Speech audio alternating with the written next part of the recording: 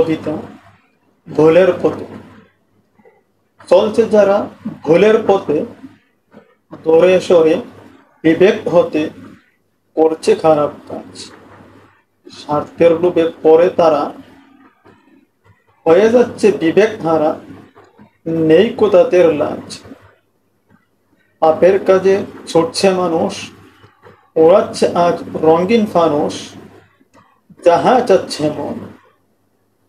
পাপের শাস্তি পেতে হবে, হঠাৎ যখন বন্ধ হবে তাদের আপনজন।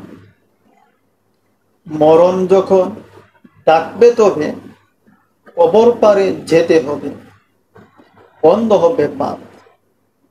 প্রভুর হুকুম মানলে পরে মরতে পারলে তওবা করে হতে পারে মাফ।